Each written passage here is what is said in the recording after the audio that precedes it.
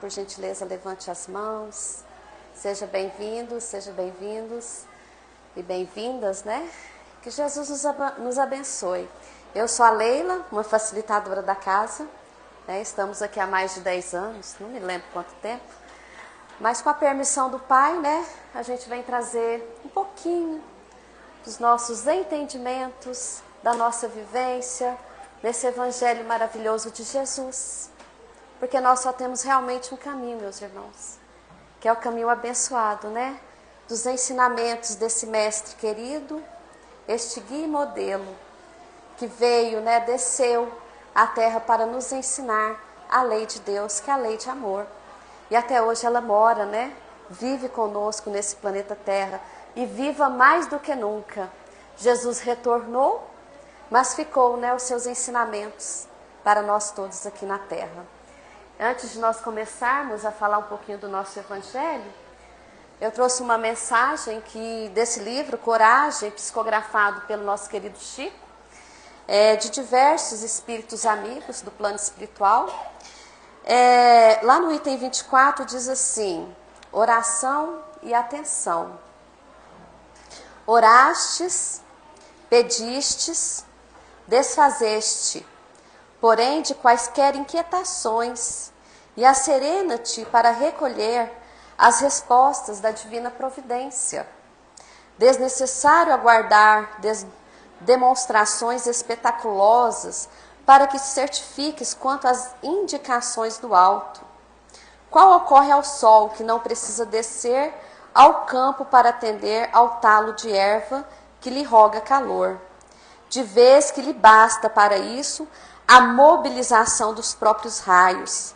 Deus conta com milhões de mensageiros que lhes executam os excelsos desígnios. Ora e pede, em seguida, presta atenção.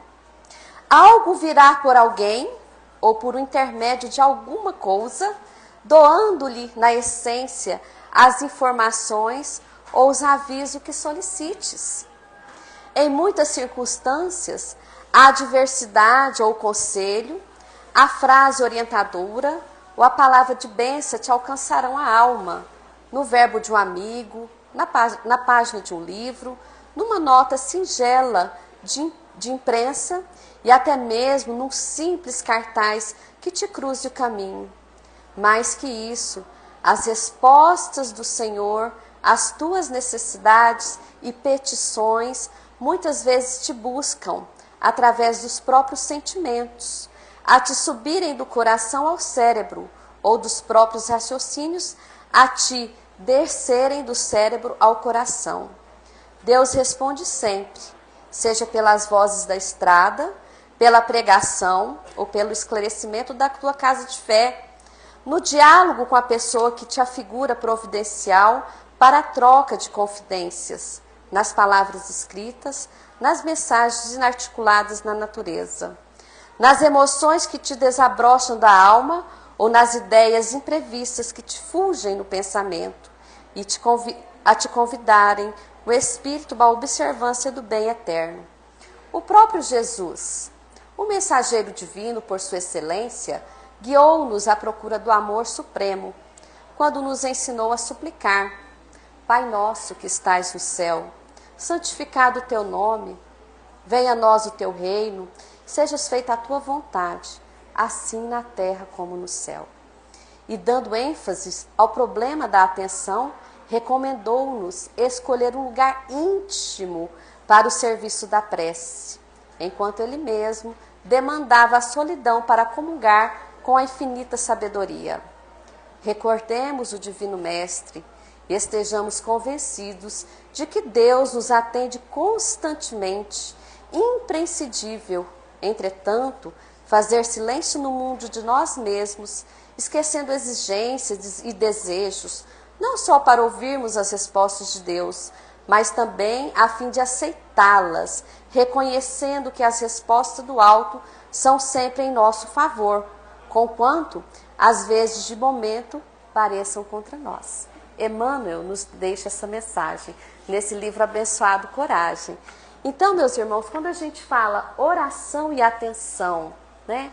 Porque orar é colocar em prática, né, a nossa comunicação com o plano maior, com o alto, com o superior, com o Pai e com o Filho e com os espíritos amigos. Todos eles estão a todo momento nos auxiliando, descendo de mundos sublimes, iluminados, mais avançados para o nosso socorro. E nós estamos fechando os nossos corações ou abrindo esses corações para ouvir? A mensagem foi clara, seja por uma escrita, por um livro, por uma mensagem, por uma pessoa que nos cruze ao caminho, por uma casa que estamos vindo buscar a palavra, e nós aqui estamos, em qualquer lugar, porque Deus nos chama, né? Ele é o nosso Criador, e Ele nos chama o quê? Para essa lei de amor, de justiça e de caridade. E aqui nós estamos todos, né?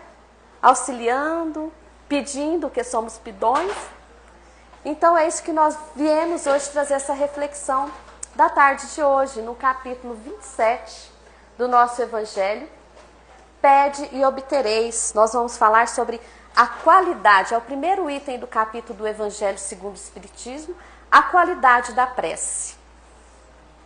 E Jesus, né, Jesus se fazia, né, sempre a sua comunhão com o alto, a sua comunicação, a sua súplica de ajuda, porque planeta de provas e expiações.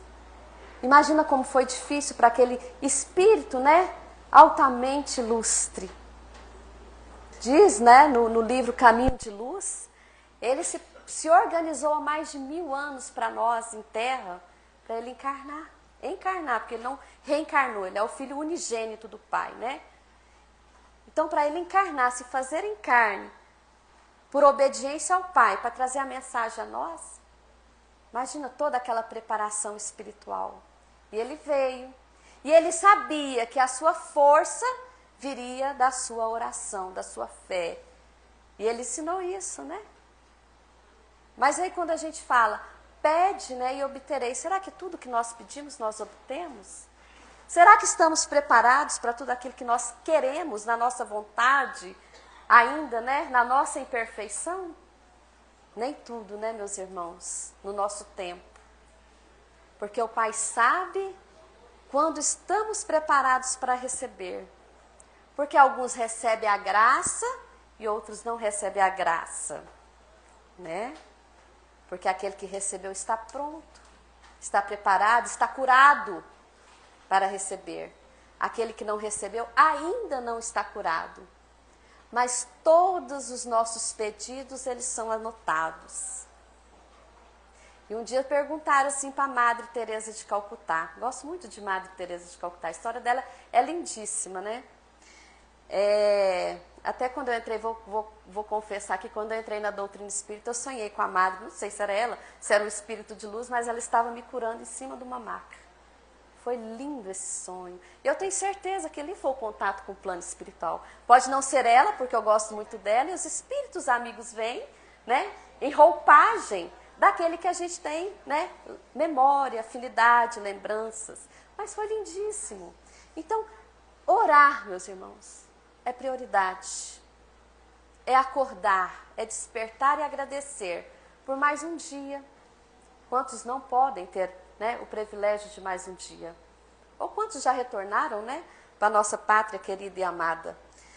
Então, Madre dizia assim, né, perguntaram para ela uma vez, o que a senhora diz para Deus em suas orações? Aí a Madre fala, nada, eu só escuto. E o que Deus fala? Ela responde, nada, Ele só escuta. Porque a melhor oração é a do coração.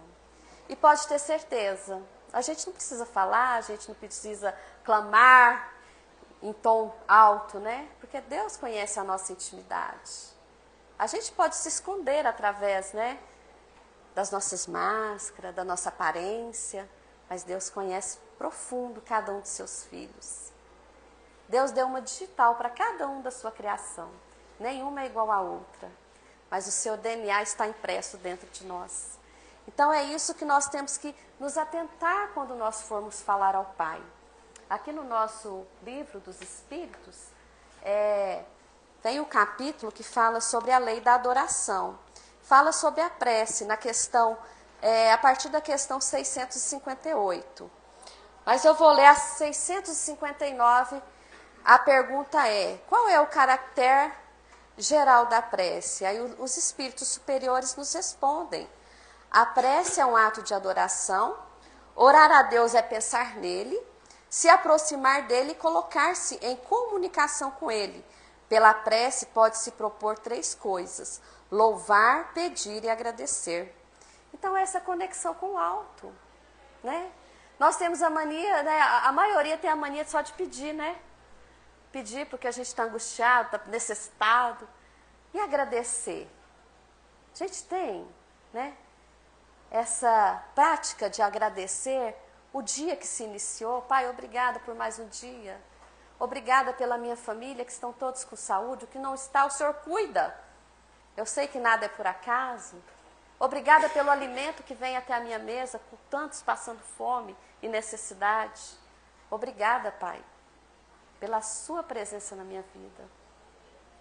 É isso que é agradecer ao Pai, é gratidão, né, meus irmãos?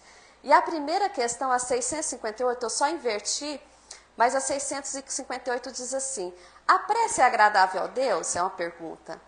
Os espíritos superiores respondem: a prece é sempre agradável a Deus quando é ditada pelo coração, porque a intenção é tudo para Ele, e a prece do coração é preferível a que se pode ler, por bela que seja, se as lês mais com os lábios que com o pensamento.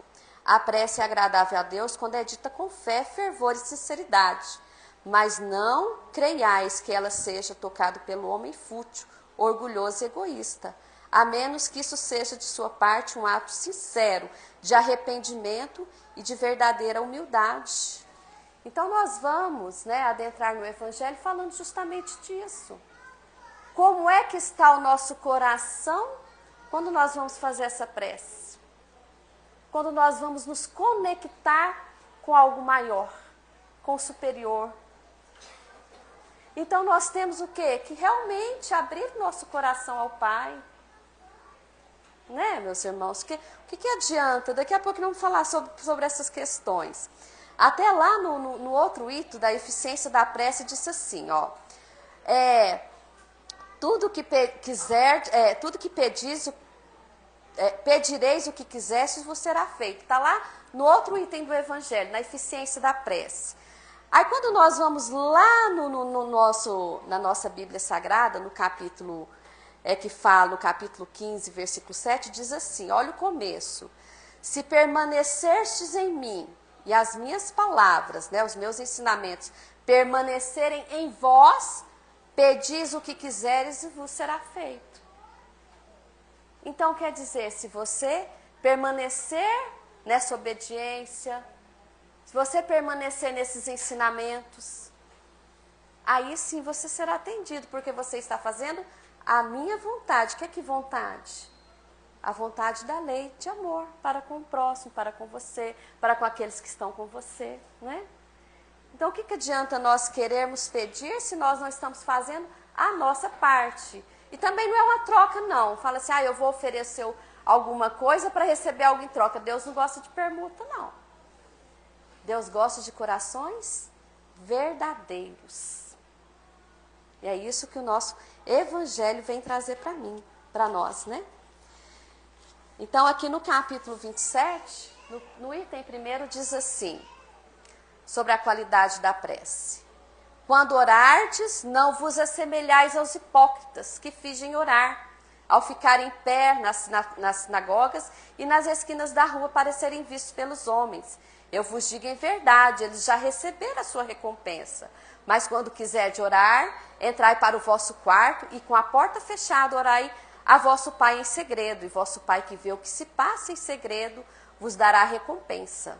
Não faleis muito em vossas preces, como fazem os pagãos, que pensam que é pela quantidade de palavras que são atendidos. Não vos torneis semelhante a eles, pois o vosso Pai já sabe o que tem de necessidades, mesmo antes de pedir a Ele. Está aqui no nosso evangelho, item 1º do capítulo 27. E Mateus fez a anotação, no capítulo 6, versículo de 5 a 8. Então, quer dizer, vá, recolha para o seu quarto. O quarto, na realidade, é uma forma de símbolo, né? Vá para o seu coração, vá para o seu íntimo. Você pode estar em qualquer lugar, mas recolha a sua essência, o seu eu, e peça. E conecte com esse Pai. E com certeza Ele está te ouvindo. E antes mesmo de você pedir, Ele já até sabe o que nós pedimos, porque Ele nos conhece. É como uma mãe conhece seu filho na terra, né? Um pai também. A gente só olha e já sabe que não está legal. Não é verdade, meus irmãos? É assim o Pai conosco, Ele sabe da nossa necessidade. Mas nós precisamos, né, falar com Ele. Ele precisa nos ouvir. Mas é falar com essa o quê? Essa humildade, né? Tirar todas as mazelas de nós.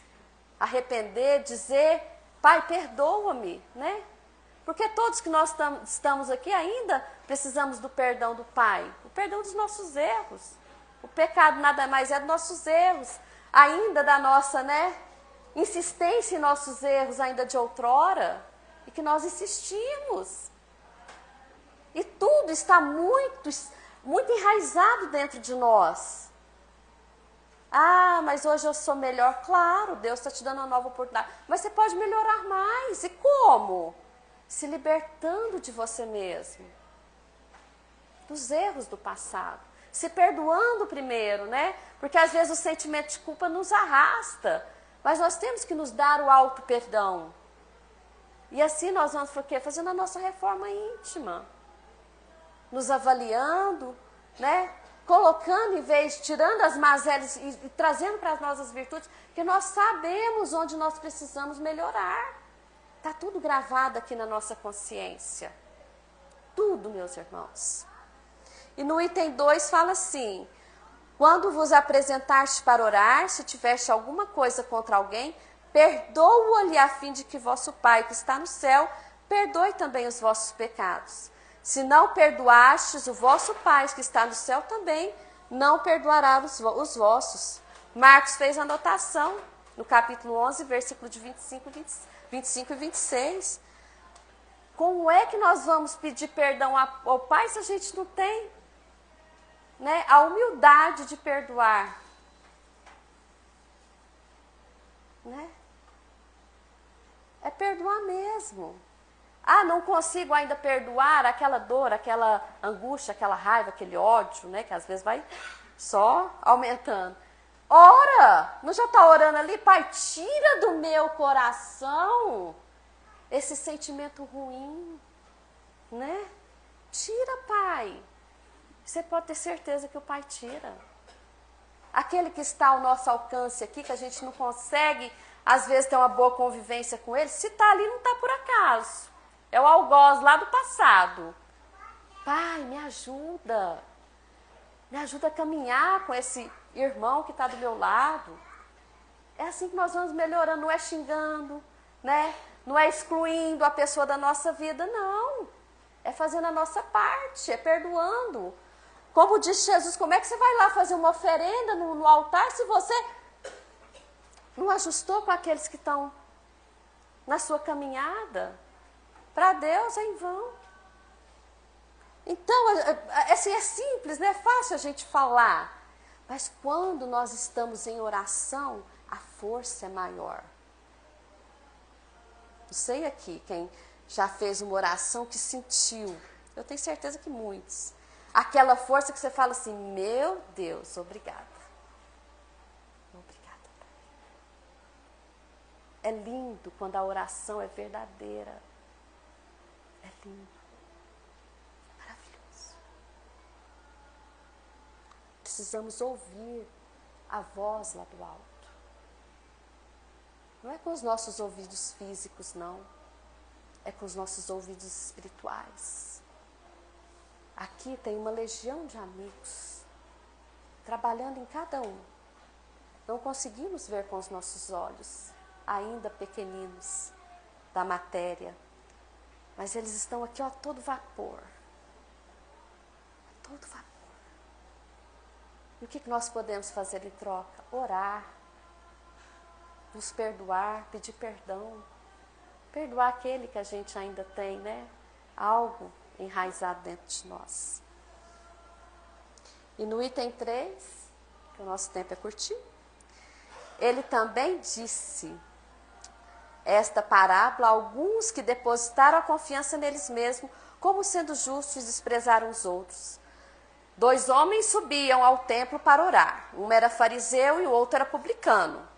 O fariseu, estando de pé, orava assim para consigo mesmo: Meu Deus, eu vos rendo graças por não ser como o resto dos homens, que são ladrões, injustos e adúlteros, como é também este publicano.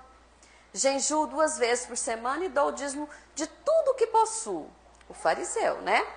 E o publicano, ao contrário, ficando distante, não ousava nem mesmo levantar os seus olhos para o céu, mas batia no peito ao dizer: Meu Deus, tende piedade de mim, pois eu sou um pecador. Eu vos declaro que este retornou à sua casa justificado, e não o outro, né, o fariseu. Pois todo aquele que se eleva será rebaixado, e todo aquele que se humilha será elevado. Lucas fez essa anotação no capítulo 18, né, versículos de 9 a 14. Olha que interessante. O fariseu, que é um doutor da lei, que estuda, né? Ele gritava aos 4 ventos, né? Eu não sou como esse, quer dizer, ele já estava difamando o seu próximo, ele já estava julgando, e o seu orgulho falava mais do que ele naquele momento. Enquanto o outro, né, não conseguia nem levantar os olhos. E Deus viu a sinceridade, a humildade do seu coração, e esse foi justificado. E assim somos nós, quando nós apontamos para o nosso próximo, quando nós não olhamos a trave que ainda está nos nossos olhos. Aí Deus fala, né? Primeiro vá lá e reconcilia, depois você vem fazer sua oração, né, meus irmãos? Mas a oração, meus irmãos, é a prática, né? É a prática de exercitar as nossas virtudes para com o Pai. E tudo que nós pedimos, nós vamos alcançar. Num tempo ou no outro, nós alcançaremos. Jesus mesmo, né? Antes, né, de ser crucificado, ele sabia do que ia acontecer. Ele sabia da sua crucificação na cruz. E ali ele foi buscar força aonde? Na oração. Ele até fala assim, né, para Deus, fala: Pai, se possível for, afasta de mim este cálice. Se possível for. Mas a missão foi dada para Jesus, e ele precisava cumprir. Era a obediência dele. E ele sabia de tudo o que ia passar. Imagina se nós soubéssemos o que viria para frente, se fosse dores, né? Porque a alegria a gente até fica ansioso para chegar, né? Mas a dor a gente não quer. Mas Jesus sabia. E ele foi orar. E quando ele orou, meus irmãos, era tanto fervor naquela oração, que o seu suor se fez sangue. Porque ele sabia do que ele ia passar. Imagina, para ele em carne, né? Porque, como diz o Espírito, é forte, a carne é fraca. A carne só machucadinha, a gente já grita de dor. Imagina Jesus ser açoitado. Ter que levar aquela cruz pesadíssima, e depois ele ter que ser, né, pregado naquela cruz. Aí o outro ainda, para finalizar, falou: você não é o rei? Colocou aquela coroa de espinhos na sua cabeça e com força, até afundar aquele espinho e descer sangue da sua cabeça. Quando a gente for pensar no nosso sofrimento, lembrem de Jesus. Porque o dele realmente, meus irmãos, foi o que veio para nos ensinar. E vamos finalizando, né? Porque o tempo aqui é uma bênção. Esse livro também, Coragem, no item 26, diz assim: abençoa e auxilia. A vida oferece infatível receita em favor de nossa paz. Se a incompreensão nos aflige, abençoa e auxilia. Se a discórdia ameaça, abençoa e auxilia. Se a dificuldade aparece, abençoa e auxilia. Se a crítica nos vergasta, abençoa e auxilia. Se a maldade nos bate à porta, abençoa e auxilia. Se a irritação nos procura, abençoa e auxilia. Se o problema se agrava, abençoa e auxilia. Se o desânimo intenta arrastar-nos, abençoa e auxilia. E se a injúria nos visita, abençoa e auxilia. Se a aprovação surge mais exigente, abençoa e auxilia. E se o afeto de alguém nos abandona, abençoa e auxilia. Ainda mesmo nos dias em que as lágrimas sejam a última presença em nosso coração para o trabalho a fazer, abençoa e auxilia sempre. Porque abençoando e auxiliando estaremos em toda parte, com o auxílio e com as bênçãos de Deus. Aqui deixou para nós a mensagem Bezerra de Menezes. Então, meus irmãos, orai e vigiai sempre.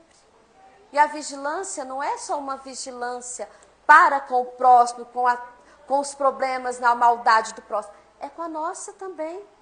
Maldade que ainda habita dentro de nós. A vigilância que cabe a nós olharmos para nós e nos vigiar, hoje, agora e sempre. Que Jesus nos abençoe, obrigado pelos olhos e pelos ouvidos, que estejamos falando com os nossos mentores, recebendo tudo aquilo que nós viemos buscar. Se ainda não recebeste, no momento certo, o socorro chega. Que assim seja. Graças a Deus.